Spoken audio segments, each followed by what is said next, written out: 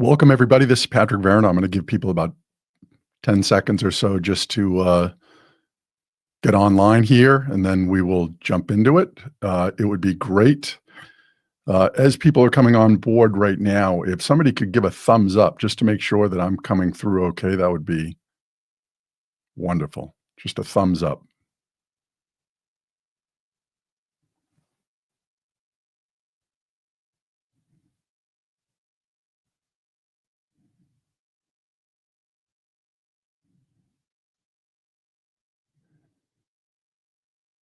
Welcome, everybody. Hope you're on board right now.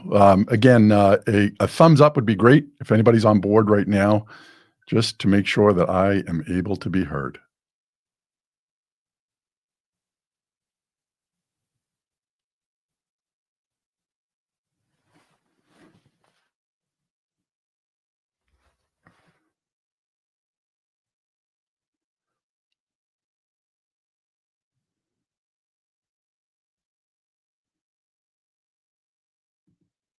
There we go. Welcome, everybody. Again, just a thumbs up from anybody. If you can hear me, I believe I am coming through. I'm on the right mic here, but just want to double check on that. Perfect. Here we go. So I want to thank you for joining me first off. This has been something I've been putting together for over a few years now, and it's finally come together. It's The Missing Piece. This is the latest book, and as you can see here on the cover here, I had sent this as an advance copy manuscript to a couple people that I had a lot of respect for, and I asked them to read it, and if they found it valuable, if they would also comment on it and endorse it. And Stephen Covey, there's his quote at the top, and also Jim Hewling. I put something from the forward that he wrote, just a piece of it. Patrick has written something rare, a book that just doesn't tell you what a great team looks like. It teaches you how to build one. And I truly believe that what has been put together here is a full manuscript on how to do that, a roadmap, or a full accounting of how this happens. And I'm going to work through just a few pieces of it in terms of what that's going to look like. In all the work that I do, I always will sort of on the first slide give some of the companies that I've worked with. And I do this not to say these are companies I'm working with. I do it because what I want people to see that I'm working with is say, there's a lot of different industries here. And we get caught up thinking we're unique, we're something different. And my point on this is that although we are unique, we have different languages that we speak or acronyms that we use within our own organizations. This goes below that. And what I try and explain to people is that I want to talk on a level that if I could pick you up and move you into a different organization, different industry, that you would still find a way based on the things that we talk about, because they're based on human nature, to be great in that environment, regardless of what that is. And obviously you have to learn the language and what that organization does. But below that is how do we connect with people? And that's really what this is about in terms of great teams.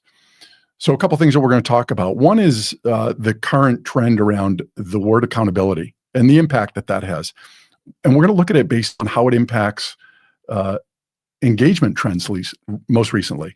A couple of things I'm going to talk about. One are drivers, these needs, and also a set of behaviors that I call cables. That's really a foundation for a lot of the work that I do, because it is important to understand, well, what are the drivers, and also what are the behaviors that positively impact those drivers. So with that said, the last piece that we're going to talk about really is how do we support, celebrate, and challenge to create that missing piece? What is it going to take for us to do that?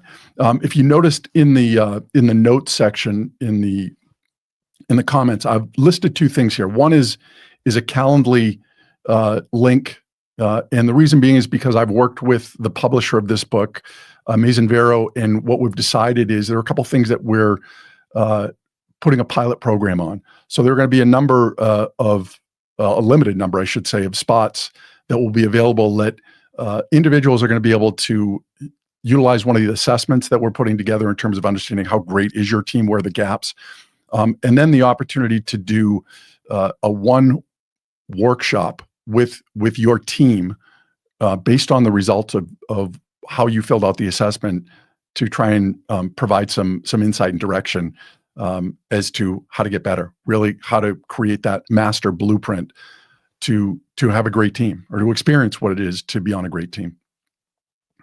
So as it relates to accountability, if you were to go online and do a Google search or Google Trends, you'll see that over the last 5 years, the word accountability in a lot of different ways, whether it's teams or employees or improving accountability, has gone up. Now, what to me is interesting on that is over the last 5 years as well, what we're seeing now is that as it relates to work that's been done by Gallup in terms of their surveys and as it relates to employee engagement and management engagement, is actually engagement is going down. And while I don't think it's causal, as I've said here, I do think that it's very plausible to suggest there's a solid correlation. I have the benefit of on a regular basis interacting with between 60 and 70 managers from a couple different companies every single week. And accountability is one of those things that I continue to hear about. And I am all about personal responsibility. That's not what this is about. But I'll show you how, as we talk about this, I think the missing piece is that we've settled for accountability. That's the low bar. And when we settle for that, we will never get beyond average. And more companies, I would say, struggle as a result of focusing on accountability. So here's some of the most recent data as it relates to the Gallup organization. U.S. employee engagement is at about 31%. Manager engagement, which to me is the most concerning here, dropped from 30% to 27%. It's the lowest in a decade. And to me, what's most important about that is that 70% of disengagement is a result of who the person reports to. So if managers, if their engagement is going down, then that is going to have a negative impact all the way down the line.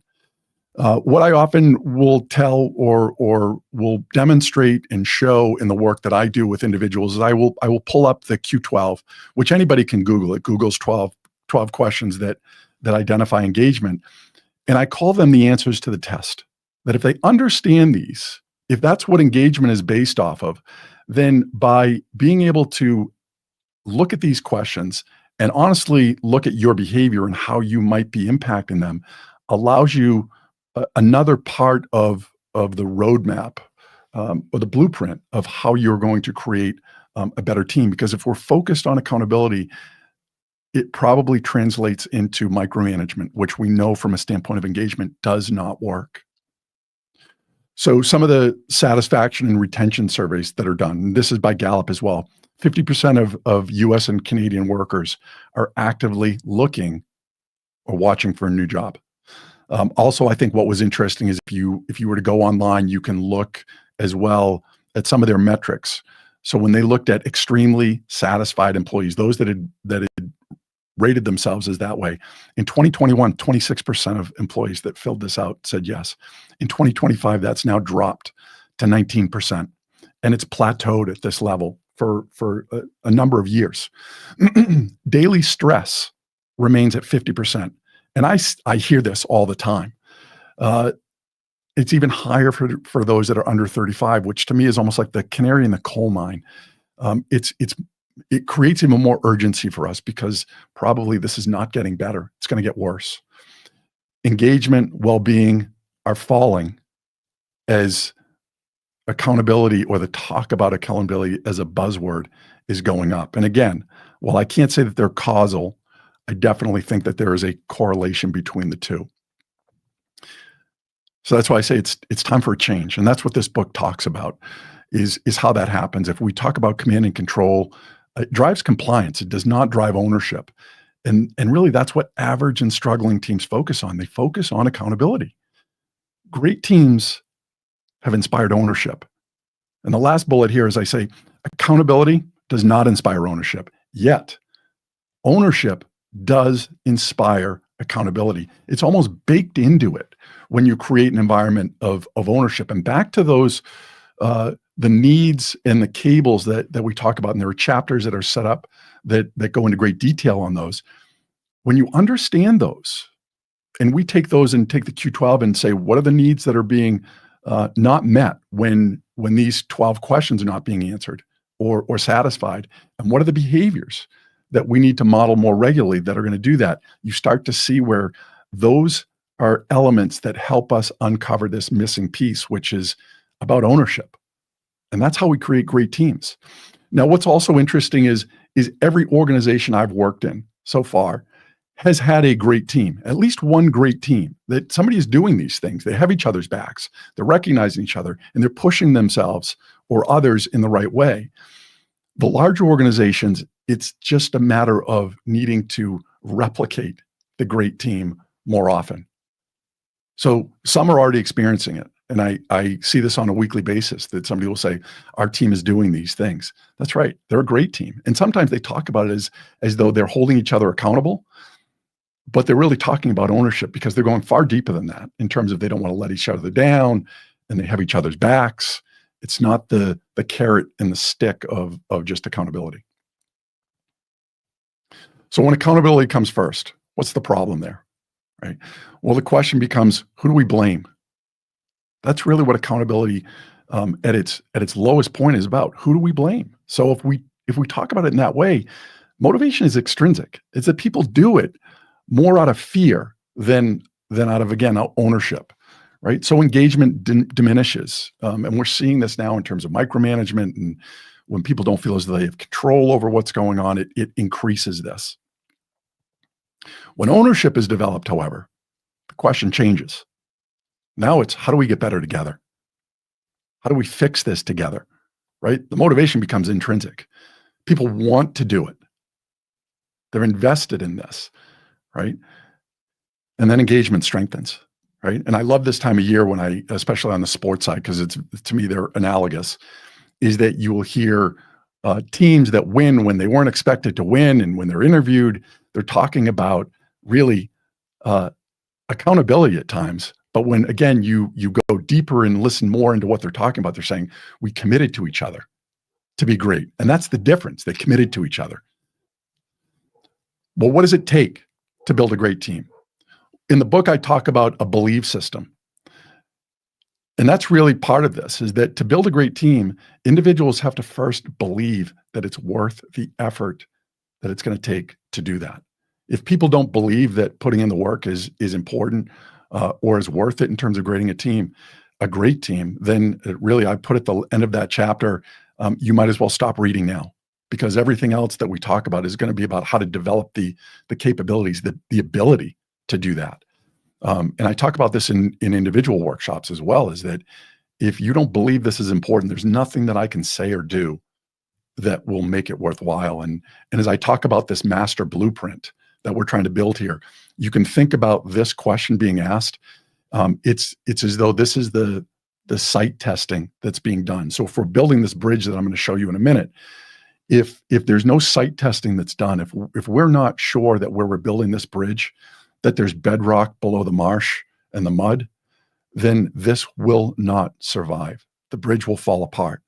And the bedrock that we're talking about here is the need to believe that this is important. Because once you have that, the next part, even if you don't have the ability right now, that's what we're here to talk about, is how do you develop the skills that are going to get you there?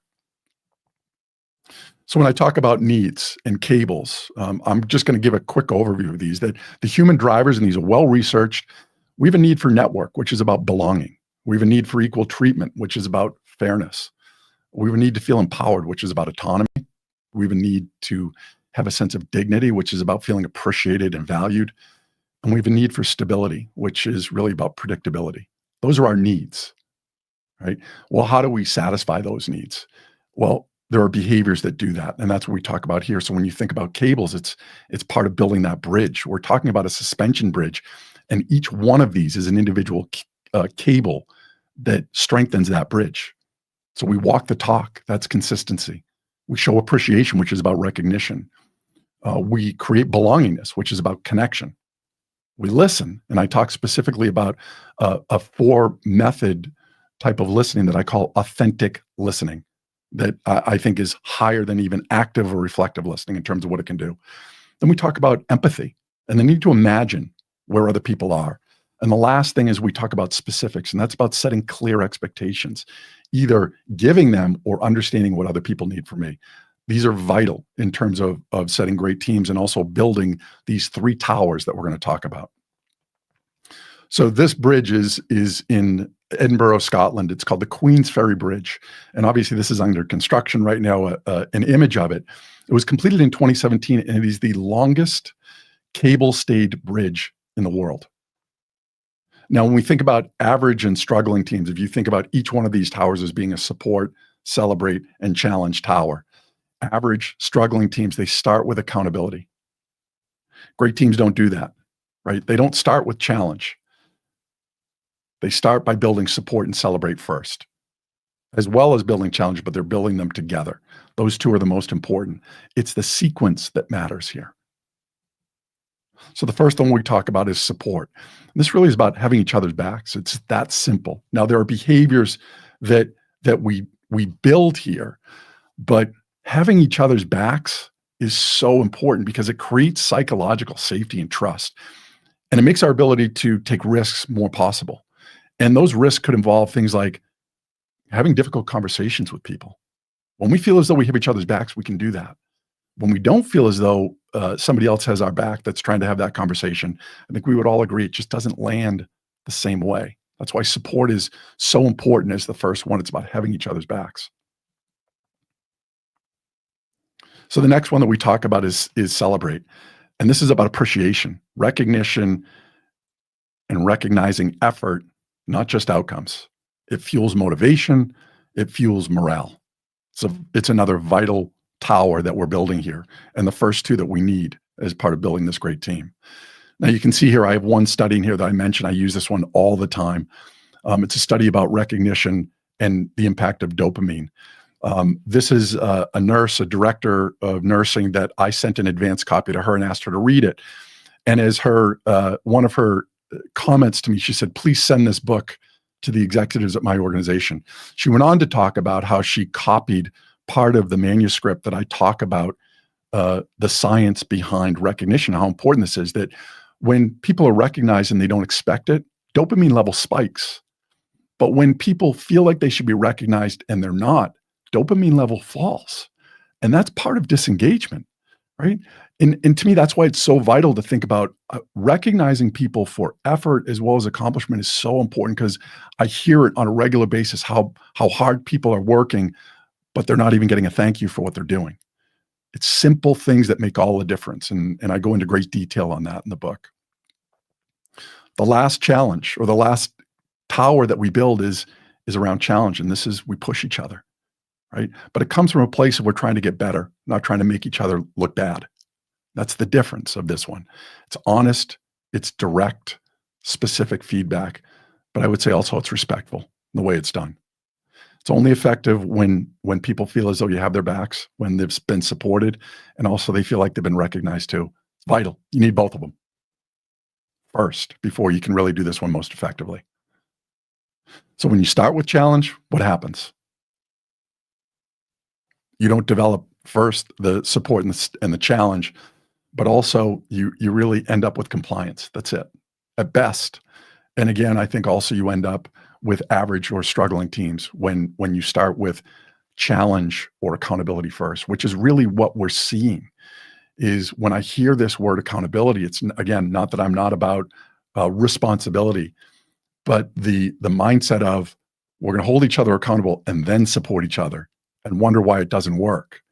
The data is there. You look at the increase in accountability as a search, and the decrease in engagement as what's going on as a trend. Those two things correlate. They go together. We need to create a different environment if we want to have a great team. And I've yet to run into anybody that doesn't want a great team. So ownership is not a behavior. It's the outcome. I think that's so important here. Just like disengagement is not the disease. It's a symptom of the disease. It's behaviors that create ownership, and it's the lack of positive behaviors that create disengagement.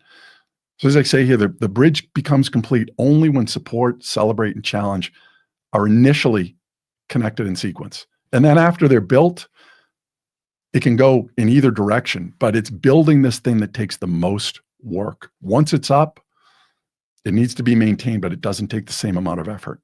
Great teams have figured that out. So here's an actual picture of me about 3 weeks ago. My wife and I were in Scotland, in Edinburgh. This is the Queensferry Bridge in the background. She was a great teammate and allowed us to detour down to this marina so that I could spend about 20 minutes down here in the rain. You probably can't see it from my hat, but it was pouring when I was down here. But I took some videos, took some pictures. I've started to use some of them. It was surreal to actually be here and think of what this missing piece is and actually be able to travel across this bridge too. So I wanted to put that image out there of what this does. I do want to take a step in a different direction here, though, to say that to be part of a great team requires us to be a great teammate first. We have to commit to that first. And I tell my kids who have all played sports, my youngest is a sophomore playing lacrosse in college right now. And each one of them, when they played sports, I would push or encourage them to say, be a great teammate. Be a great teammate first. That's the only way you can even have a chance of experiencing a great team. And that's not even guaranteed because I can commit to that, but maybe everybody else doesn't. But that doesn't change what I need to do. I need to commit to being a great teammate first. What I can guarantee is if you won't commit to that, if you're not committed to being the great teammate that has other people's backs, that you recognize other people, and that you challenge others and yourself, then you become the weakest link. You cannot be part of a great team if you're not willing to be a great teammate first. Now, I will say this is a little different because this not only includes having each other's backs, but also it includes supporting yourself. You need to do that first. And I want you to think about being on an airplane and when they go through the pre-check and they say, if the masks come down, you put yours on first. And the reason you do that is because you may need to take care of somebody else. Put yours on first. Supporting yourself first, physically, mentally, emotionally, spiritually, those things are vital in terms of building a great team. In the workshops that I do when I talk about this, I say you can't give what you don't have. If my vessel is empty, I can't be there for other people. I'm not going to be able to be present. Just this week, in one of my small group coachings that I was doing with an individual, he said, you know what, over the last 2 months that we've been working together, he said, I've taken responsibility for my health. Said I was short, my memory was poor. He said, I ended up going to the doctor. I was diagnosed with type 2 diabetes. He said, in that moment, I made a decision. I Googled different strategies in terms of exercise and what I could do and foods that I should be eating.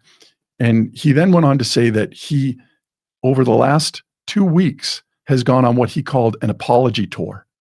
And what he meant by that was he apologized to his kids and his wife and those who work for him. He said, you know what, I've been short with you. I haven't been a joy to be around. And he equated it back to his own health. He wasn't in a good place himself, and that impacted how he showed up to other people. And it's true. It's not meaning we have to run marathons, but walking and gratitude journals and things like that all matter. So if you notice here below, I've got the Power Journal. It's a journal that I created probably a decade ago that I use with my clients. It's a free download. I have it. The link is in the comments section as well. And I'm going to encourage you, if you're one of those that's trying to figure out what do I do, there are 5 different activities on there, from exercise to gratitude journals to volunteering and the impact that has, to meditation and different ways that we can do that. All vitally important, because to experience a great team, you first have to be a great teammate. Have to. So I want to come back to this idea of this being a master blueprint. It works everywhere. Great teams, as I talk about in the book, The Missing Piece, we need great teams everywhere, right? And we can have those. And it's the same thing. Families that have each other's backs, they support each other, and they push each other. Those are teams that are great. They're great families. I have the benefit of being part of one of those. Not that we don't argue with each other and don't have challenging times, but no more than great teams in sports. They don't win every game. But great teams find a way to come back and take ownership for it and say, what are we going to do to get better, to not stay in this slump? They don't point fingers at each other. They hold themselves accountable, right? That's the ownership piece of this. Marriage is the same way, right? It's having each other's backs, supporting each other, recognizing each other for what you're doing, but also challenging each other to be better. Sports teams do this all the time. Organizations, whether it's in onboarding or remote work or hybrid work, this same blueprint, this master blueprint works for any one of those environments. And that's why I put so much into this because, as I jokingly say at times, like, I'm lazy. One system that fits all environments, to me, that's the one that works. And I've seen this regardless of the environment that it's in. As I told you, every organization I've worked for has at least one great team on it that I've been able to experience. Now it's a matter of multiplying those so that you not only have great teams, you build a great organization because all teams commit to becoming great. That's having each other's backs, that's celebrating each other, and that's then pushing each other. You've earned the right to do that, to challenge each other. And I go into great depth in terms of strategies and ways that you do that within the book. So the challenge for you going forward, as we're going to end this workshop, is what do you take next for a step? How can you go out and maybe support someone more? Demonstrate that you have their backs. How can you celebrate them more? Thinking about that study around dopamine and knowing the importance of it.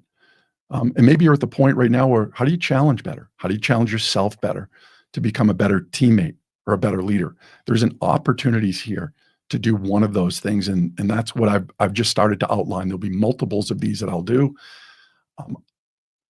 We all have the ability to be part of a great team. We first have to commit to realizing that it's important to be part of a great team. We're willing to put in that effort to do that.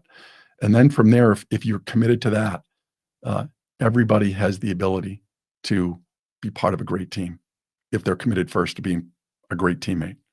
So as I mentioned, there's a link here, a calendar link here. There's going to be a challenge coming up. I'm going to ask you if you're interested in this. Again, I look and say, who doesn't want to be part of a great team? Let's have a conversation. Be part of this pilot program and see what this can do for your team. I would love to have that opportunity to show you how this does work, regardless of where you are. So with that said, wishing you the best. Davin, thank you so much. Jennifer, thanks for your thumbs up as well. Appreciate all of you. Rise above your best. Go out there and have a great day. And hopefully I'll talk to you soon. Take care.